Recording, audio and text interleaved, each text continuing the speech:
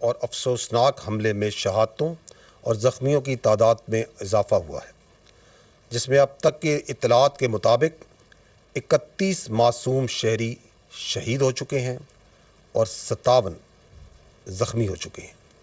ان شہادتوں اور زخمیوں کے بڑھنے کی بڑی وجہ لائن آف کنٹرول پر بھارت کی جاری شدہ بلا اشتعال فائرنگ اور سیز فائر وائلیشنز ہیں۔ بھارت کے اس بزدلانہ حملے کی جتنی بھی مذمت کی جائے کم ہے۔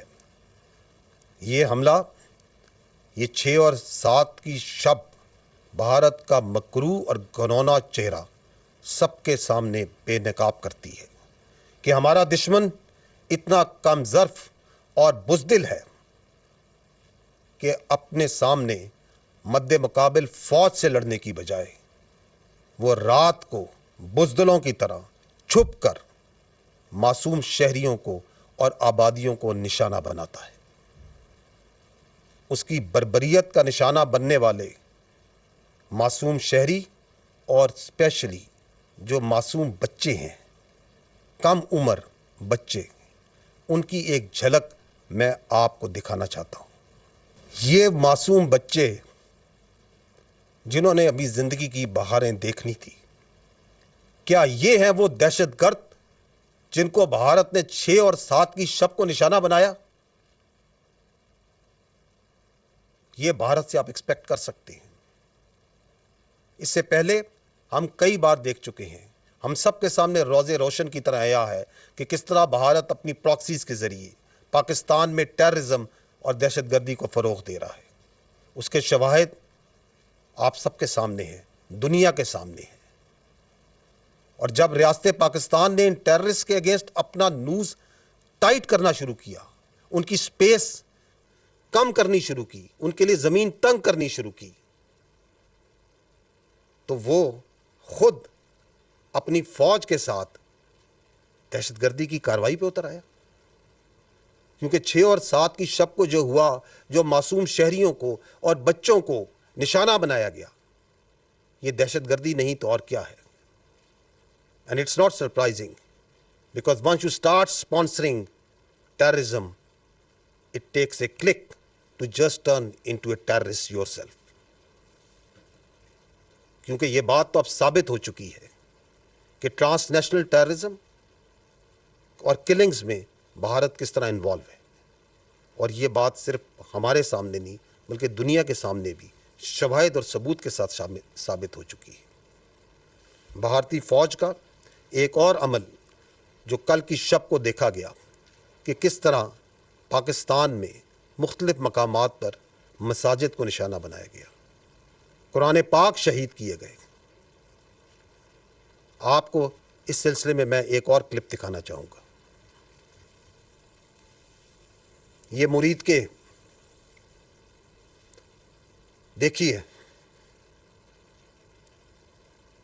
کہ کس طرح مساجد میں قرآن پاک شہید کیے گئے۔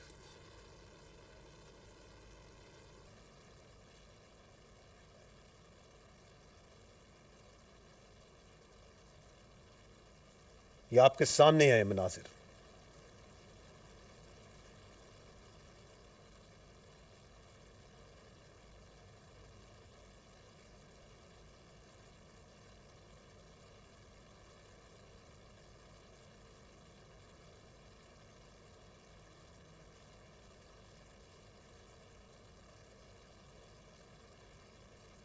یہ بہاولپور میں مسجد میں جس کو نشانہ بنایا گیا، دیکھیے وہاں پہ قرآن پاک کس طرح شہید ہوئے، مقدس کتاب کس طرح شہید ہوئی۔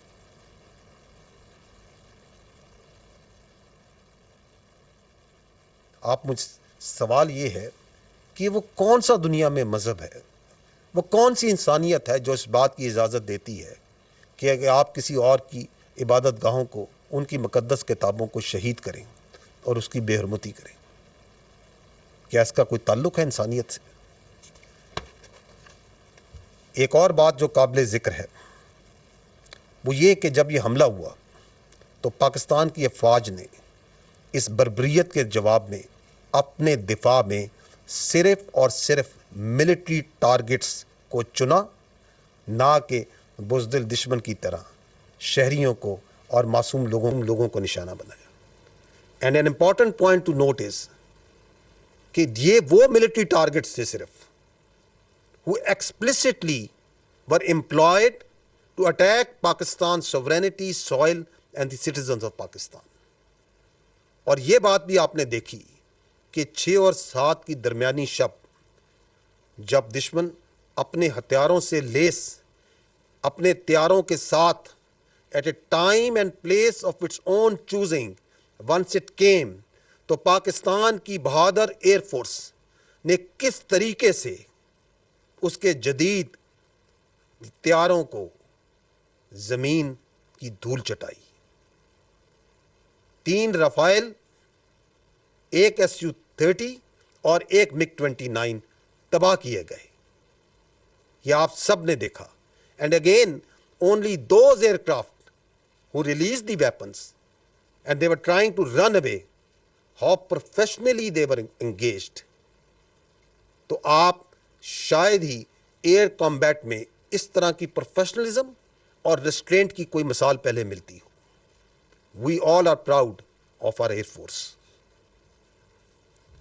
یہاں یہ بات جاننا بھی ضروری ہے کہ ادر دین ایئر دشمن کی جانب سے لائن آف کنٹرول پہ اور ورکنگ باؤنڈری پہ، جیسا کہ میں نے آپ کو پہلے کہا، بلا اشتہار فائرنگ اور سیز فائر وائلیشنز کا ایک سلسلہ جاری ہے، جس کے جواب میں پاکستان کی فوج برابر دشمن کو جواب دے رہی ہے اور اس کی بھاری نقصان نہ صرف پہنچایا جا رہا ہے بلکہ اس کی متعدد پوسٹوں کو تباہ بھی کیا جا چکا ہے.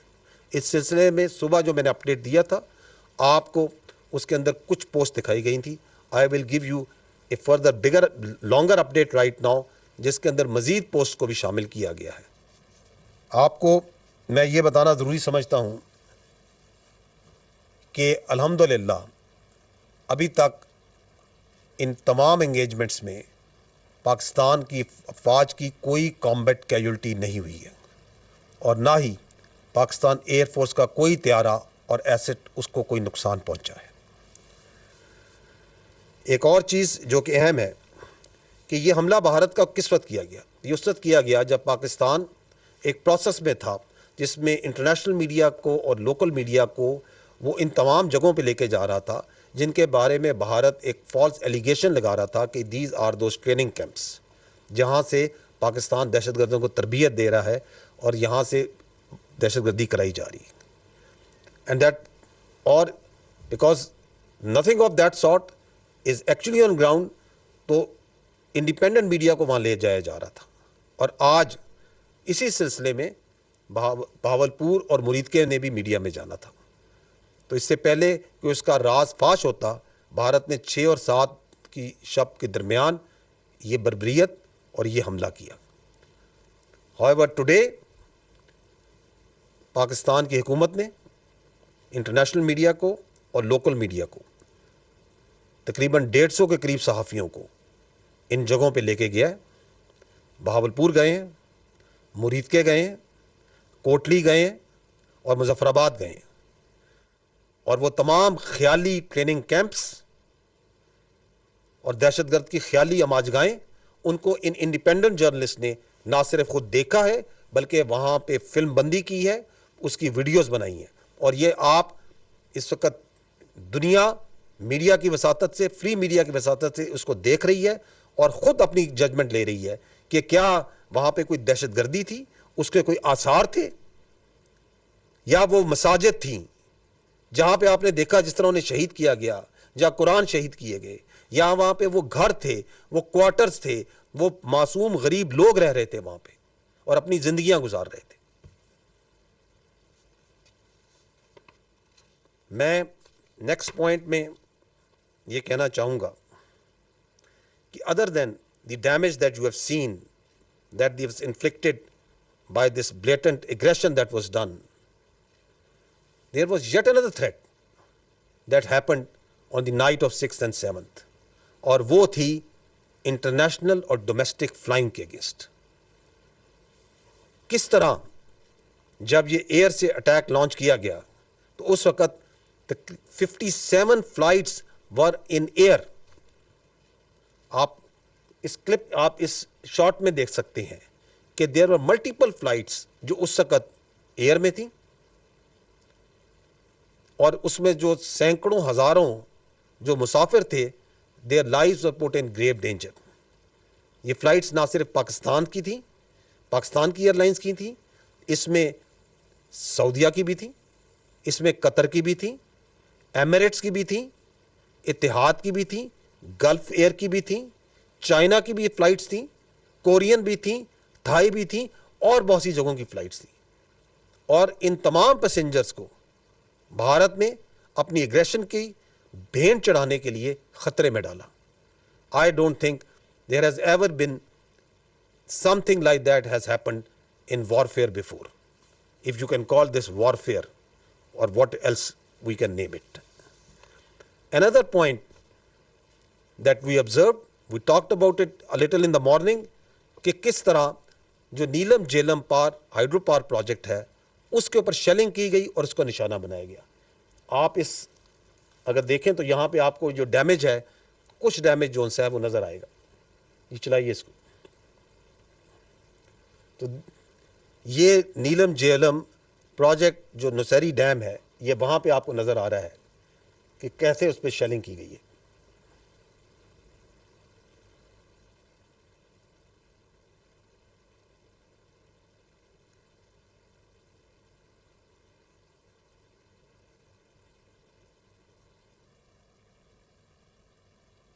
Important point to note is کہ اس کے بارے میں آپ کی انٹرنیشنل جو کمیونٹی ہے یا کنونشنز ہیں وہ کیا کہتے ہیں. I will take a minute so as to bring to your notice کہ article 54 of the 1977 additional protocol 1 of Geneva convention, کیونکہ یہ کچھ کنونشنز ہیں، کچھ نارمز ہیں جس کے مطابق تمام ممالک ایک دوسرے اس آرڈر میں زندہ ہیں. تو آرٹیکل 54 جنیوا کنونشن کا کیا کہتا ہے؟ وہ کہتا ہے it is prohibited to attack, destroy, remove or render useless objects which are indispensable to the survival of the civilian population. اور اس میں سچ ایز میں وہ کہتا ہے that includes drinking water installations and supplies and irrigation works.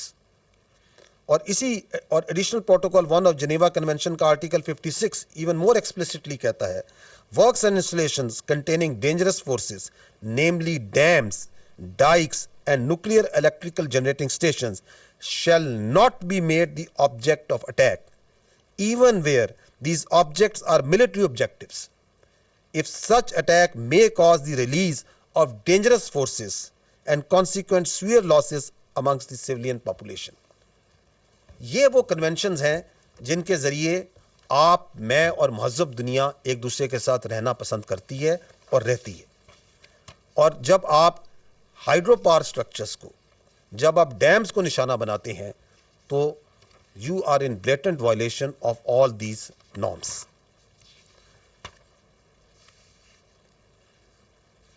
آج میں آپ کو یہ باور کرانا چاہتا ہوں کہ آج قومی سلامتی کونسل کمیٹی کا جو اجلاس ہوا ہے اس میں یہ طے پایا ہے کہ اقوام متحدہ کے آرٹیکل 51 کے تحت پاکستان نے دفاع کا حق استعمال کرتے ہوئے مسلح افواج کو مکمل اختیار دیا ہے کہ وہ مناسب وقت، جگہ اور طریقے سے جواب دیں. قومی سلامتی کے اعلامیہ میں یہ بتایا گیا ہے کہ in consonance with article 51 of the United Nation charter, Pakistan reserves the right to respond in self defence at time, place and manner of its choosing to avenge the loss of innocent Pakistani lives and blatant violations of its sovereignty. The armed forces of Pakistan have duly been authorized to undertake corresponding actions in this regard. Pakistan remains committed to peace with dignity and honor and reiterates that it shall never allow any violation of its sovereignty, territorial integrity, or permit any harm to its proud people. آخر میں صرف یہ کہنا چاہوں گا کہ قوم کو افواج پاکستان پہ اور افواج پاکستان کو اپنی بہادر قوم پر فخر ہے، اور دونوں اس طرح متحد ہیں اس بھارتی جارحیت کے خلاف. اور ہم اپنے اس عزم کا اعادہ کرتے ہیں کہ ہماری امن کی خواہش ہماری امن کی شدید خواہش کو کبھی بھی کمزوری نہ سمجھا جائے، کیونکہ اپنے عوام کے تحفظ پر، اپنی زمین کے تحفظ پر افواج پاکستان کبھی کوئی سمجھوتا نہیں کریں گی۔